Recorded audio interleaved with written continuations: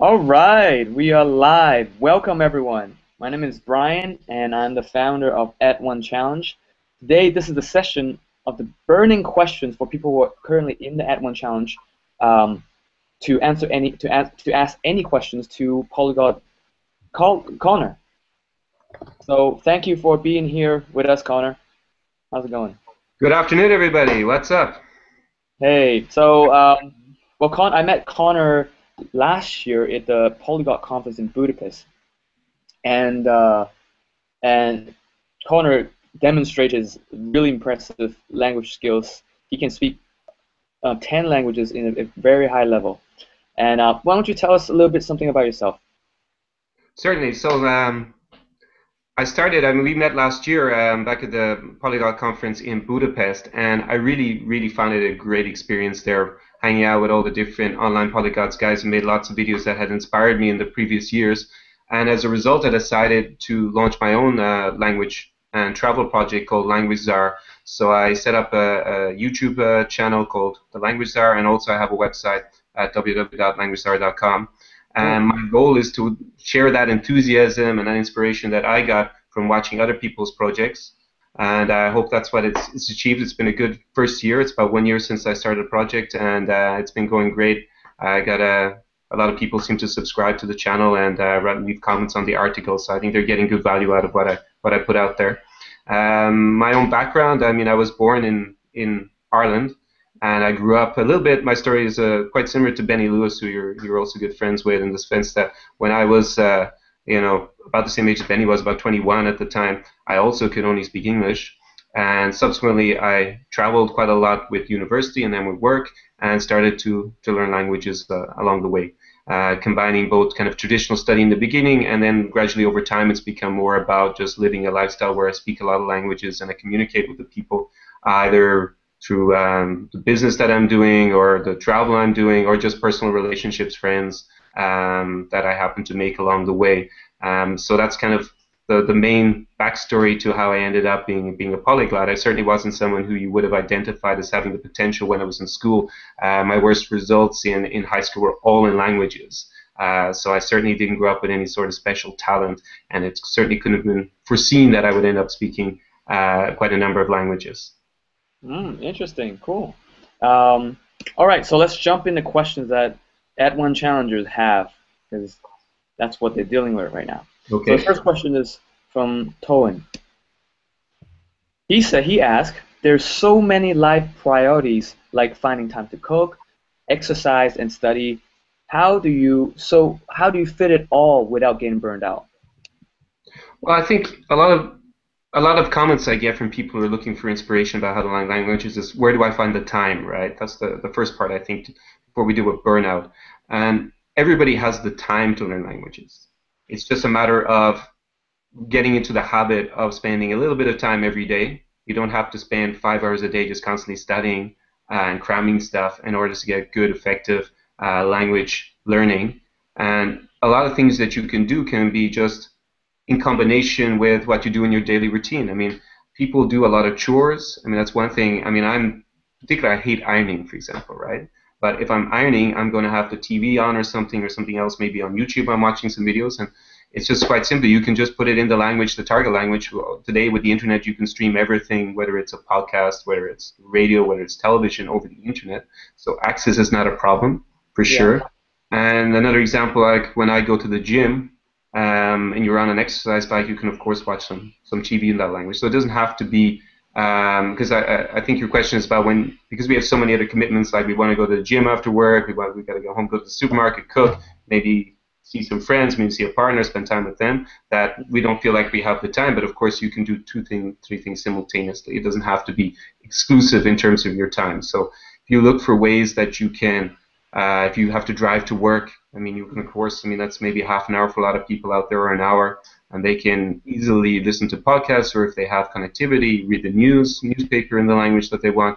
Just simple things like that, where it's not necessarily purposefully studying the language, but it gives them time with it, and it's something that they can do in combination with their other activities that they find that I takes up see. on a daily basis. So you just gotta look at your schedule and be creative about how you can incorporate some of your language learning. in Exactly. life. And when we're doing one activity, it's not mutually exclusive on terms of our time, right? We can do several things simultaneously. I mean, you're not really using your brain a huge amount when you're on an exercise bike, so it's quite easy if there's a TV screen, or you can bring your iPad to the gym and even chat to people, in the language. I don't know if you can probably have a real live class if you're pumping away on the exercise bike, but within reason, you can definitely combine things and get more of a synergy in terms of your time. So I don't believe that anybody can find the time. It's about building a habit and looking at your schedule and saying, okay, is there anything I can do here that could allow me to use that time a little bit better and combine it where I do some of my language activities. In terms of burnout, I think that's if you try to overdo it, right, and you're trying to purposely study, and then you've got a lot of other pressure and other commitments, and then you're not going to learn as much if you're under that amount of pressure and that amount of stress. So then you got to look at ways to, as I said, to try and combine it with something else that's going to allow you to have the exposure, but not necessarily, tire you out so much. I see. So yeah, here is how to be creative at the same time. Be aware of like how much you're doing. So let me ask you. So when you say having TV on, listening to podcasts and like stuff like courses or something when you're working out, is that enough for? Is that how you learn languages? Is that enough for you? Well, it's not going to be enough if that's all you do, right? I mean, you've got to Yes. try to build up your competencies in all the different areas over time, but it certainly can be a very effective use of time that otherwise would be dead in terms of your language learning, right? I mean, if you're approaching it as if it's kind of like a zero-sum game in terms of time, that I'm okay here, I'm an hour in the gym, so that means I can't go, I don't know, do something in the language, then that's something you should look at trying to combine. That would be my main point on that. Doesn't mean if you just watch television indefinitely, for the rest of your life and do nothing else in a language that you're suddenly going to be able to speak it. Maybe you may understand it very well. So you would Yep. have to look at what the competences that you might be lacking. For example, if you don't speak it ever, then maybe you need to think of, even if we were just like taking a coffee with someone who speaks the language as their native tongue, or if you don't have someone in the area, maybe finding a language partner online or paying for lessons once a week just for 1 hour, if that was something that we're lacking. And if you were just reading, then it would be, of course, yeah, you got to look at, maybe watching television as well, or finding somewhere some way in order to listen to the language, not just reading it in print. So you got to always look at trying to combine the different elements, not just do one thing all the time. That's also because it can become a little bit tedious if you're always repeating the same kind of, I guess, exercise in the Yeah. language. Totally. Switching it up is very important because Yeah, for you get sure. bored very easily. So you're talking about all the different areas, speaking, listening. Do you do any reading and writing, or you Well, just focus? in terms of writing, I mean, I have a lot of friends who speak the languages, right? I've this stage of like having traveled and gone to university abroad, and having lived in different countries for work. I have a large network of friends who speak a variety of languages, and sometimes I speak to them in English, sometimes I speak to them in their native tongue. It just depends what language the message comes in. Jan van der Raas shot a video of me, and I remember one scene was my Facebook, for example. Just the number of messages I get every day in all the different languages. So that would be something like writing. I don't necessarily have to think I need to write an article or an essay on the political situation in the United States to think before language, maybe Brazil and Portuguese just to practice it. I mean, I have friends who are from Brazil who are writing to me every few days probably, and we speak in Portuguese. So that's the writing kind of taken care of to a certain extent, right? Because you can look at the feedback. I mean, you get feedback if you just observe how people are writing to you, and then you start to adapt it and kind of copy the way their syntax. And then for speaking, of course, I'm traveling quite a lot, and I get to meet the people who speak the languages or in real life. So then you have to, of course, speak to them, and that's the kind of spoken part taken outside of the traditional kind of learning phase, right? And of course, you get newspapers every day. I can open up whatever language I want to read it, and I watch television or I watch videos a lot on YouTube in the different languages and the things that I'm interested in. I try to combine it that, for example, maybe I want to read about the political situation in the countries. I give you an example, maybe Brazil after the World Cup, what's going on. Well, if I want to read, I can read that in Spanish, I can read it in German, I can read it in Russian if I want, right? I just look for interesting articles, and instead of just always opening up the New York Times or something that's in English, you can mix it up and read the information that you want to know about anyways in the different languages so that you get the linguistic input without having to specifically spend any more time studying the language. I see. Okay, cool. So let's move on to the next question. This question's from Sterling. This last week was really rough for me. I was on a family road trip and had limited access to the internet. Free time, quote, was scarce, and when I had it, I was limited in what I was able to do. I was still able to squeeze in some Korean podcasts and flashcards, but no language practice. Now that I'm back home, I really feel the effects of having been down a week. So my question is, if you had a bad week, how do you bounce back? Well, one of the things that's very motivating when you're learning a language is the kind of consistent progress that you make over time, right? I mean, it's not something that comes instantly, but then maybe 3, 6 months, maybe a year down the line, you realize that you're in a situation that you couldn't cope with before, and then suddenly it's not a problem, right? So this is very motivating. But the opposite can also happen if you don't use the language a lot, or as one of your viewers wrote there, that they went away for a week, they came back, and they noticed that they weren't maybe as fluent, or they didn't feel they made progress, and then that affects their confidence a bit. So one of the key things is to always keep your language learning goals in perspective, right? And maybe you have a bad week, maybe everybody has bad days, right? I mean, even in English, sometimes I can make mistakes. It's not that everybody's going to be perfect all the time or make this very straight linear consistency on a daily basis. But over time, you need to keep it in perspective and go, okay, this week I kind of, I'm not as strong, but in a week or two of getting back into my routine, I'll be ahead of where I was when I left off. So I think just keeping things in perspective over a longer time period is very important, because you can't always account for what's going to happen. I mean, we all have commitments or we don't have access to things, and we take a week off. It shouldn't be a big deal, just as long as you keep focused over the longer time period. So it's okay to have a bad week? It's perfectly good to have a bad week. You'll appreciate the good weeks even better, Brad. Okay, good. Thank you for clarifying that, Conor. Okay, the next question from Ravi. How do you maintain motivation? First question. And the second question is, why don't we go one at a time? How do you maintain motivation in learning a language for you? For me, I need to be able to use the language in some shape or form. So either there is a particular reason. I mean, first you got to look at why you're learning the language. That's always the first question. I would never start learning a language personally just as kind of an academic pursuit or intellectual pursuit that I want to speak Korean just because I think it would be really cool to speak Korean. I would need a more concrete reason, like I'm going to travel to Korea.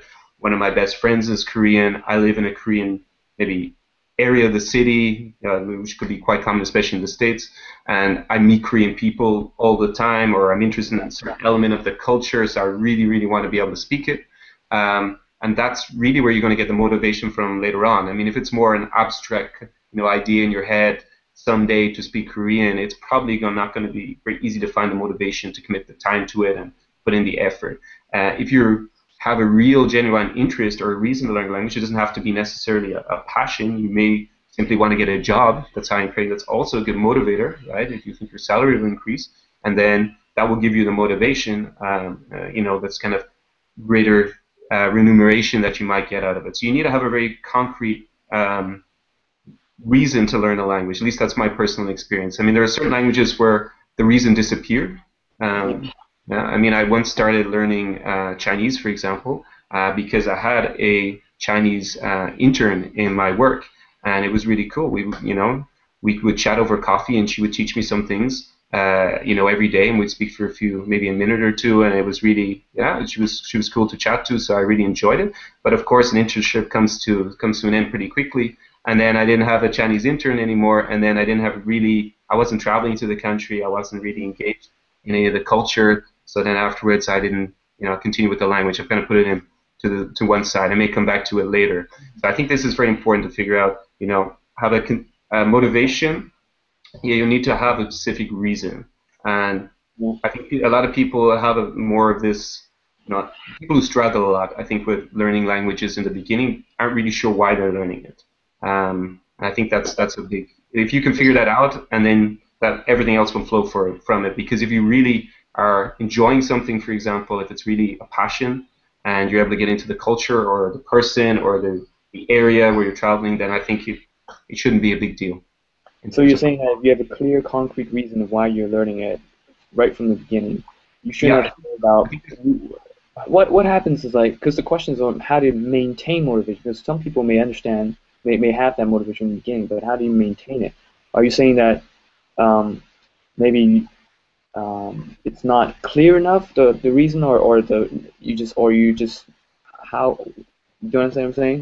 Just maintaining something is different than just having the motivation. okay, well, once you've started, right? I mean, the example I gave, I didn't maintain the motivation at all, but that's not such a big problem for me, the fact that I don't speak Chinese today, right? Because Yeah. the motivation or the reason that I originally learned it for some fun, just to chat to a work colleague, disappeared, and there were other things that came along that gave me motivation in other languages that were longer, were longer term than with Chinese, right? And I think that I guess your question is what happens if the original motivation disappears? How do you get it back? More like okay, say for example, he wants learn Japanese, Yeah.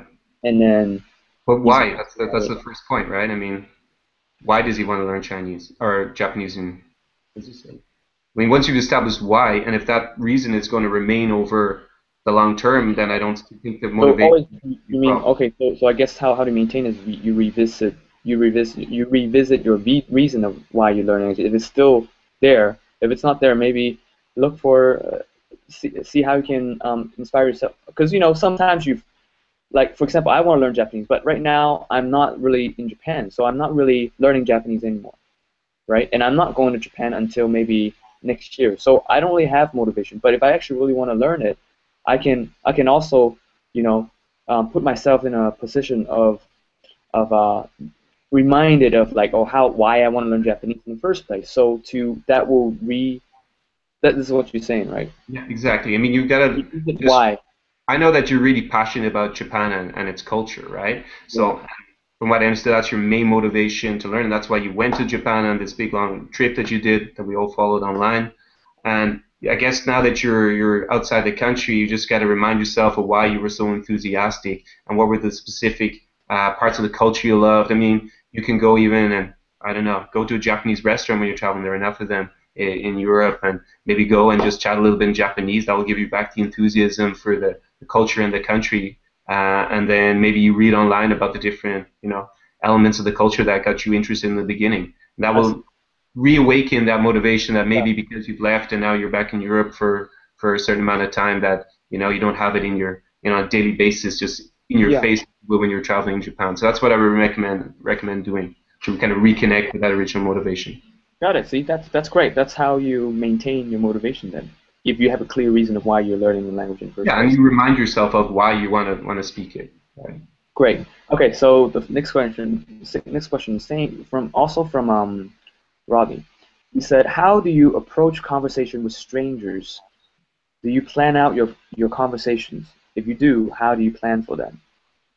Okay, this is an interesting question Yeah. because before we came online, you told me that he was inspired by a video that Jan Van shot with me where I travel around several countries and I just spoke to some random people who spoke all the different languages. A lot of them were Yeah. tourists actually, or they were in a restaurant. We found different restaurants, for example, maybe Yeah. with cuisine, and we just went in. We asked, okay, who here? This is an Argentinian restaurant. Who speaks Spanish here, right? Because there's always going to be someone who speaks the language. Yeah. In general, I don't prepare anything. But if I were maybe with a language I don't speak very, very comfortably, and I know, for example, I'm going to speak it in 2 minutes, I would probably think a little bit, what am I going to say? Just so I get that initial sentence, right? I don't think very far ahead. I think it's good if you're not very fluent, just to relax a little just before you say, okay, what would I like to say in English, maybe first, or your native tongue, and think, okay, what would that more or less sound like in the language I'm about to speak in, and then start off like that and see where it goes. I don't think you need to prepare an awful lot. I think it's more about overcoming maybe a little bit of shyness, if that's the reason, or the fact that maybe it's not.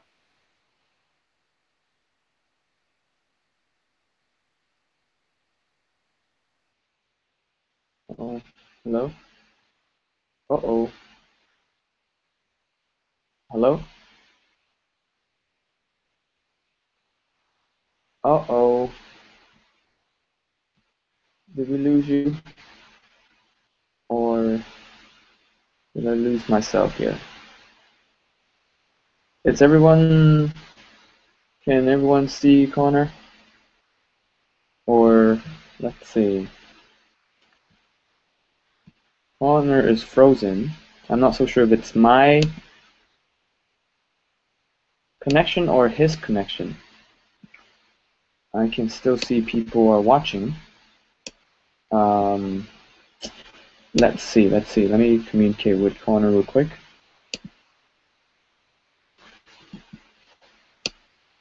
Sorry about this.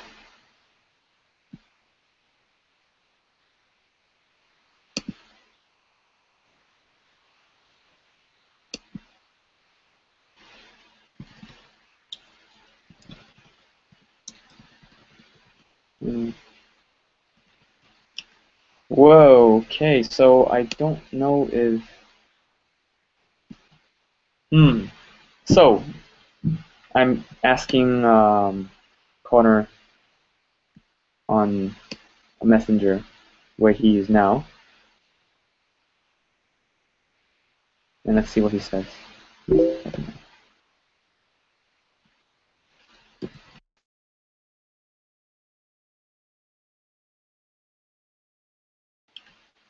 Alright, so I think his internet dropped, so he's coming back in. So we're talking about how we approach, or do you approach, when you're approaching people or in a foreign language, you plan your conversation before you speak. Well, for me, when I was in Japan, I traveled around in Japan for 2.5 months on a bicycle. So I had a lot of opportunity to speak with strangers in Japanese. And do I plan out? I don't think actually, I do. If I really think about it, I do. Before I approach somebody, I'll definitely like have a purpose of what I'm gonna say. Like, if I need to ask for direction, I'll think about, okay, I need to ask for direction, and okay, how do you say that? And then you just go there and say, hey, I want to go to this place. How do you get there? And then we just go and see. So I guess you don't plan out like like a whole roadmap or anything like that, but you just think of your purpose, of reason of why you want to have a conversation with this person.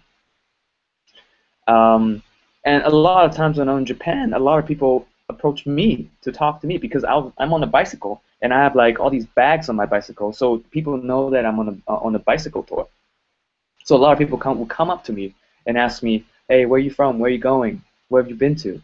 And I get these questions all the time. So um, after 2 months, I'm so good at answering these questions that people think that I'm fluent, but I'm not fluent. I can just, I'm very good at answering those questions. Everybody asks me the same questions, and that's what happens when you're traveling to a place. The first set of questions is always pretty much the same. For example, like, where are you from? What's your name? How old are you? What do you do for work? Where are you going? Do you like the country? All these things. So if you just know how to say these things, these very simple things, you can go a long way. And yeah, and let's see, Conor is messaging me. And so I hope that answered your question. Do you plan out your conversation before you approach a stranger? Okay, Connor is asking the landlady if the building, the internet in the building is down or not.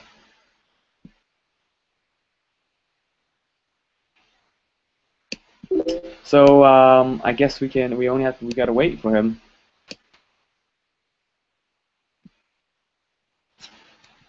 All right, so I think maybe we'll just end this hangout, and I think that's better that way. And well, thank you everyone who's watching this hangout, and hope you got some value out of my interaction with Connor.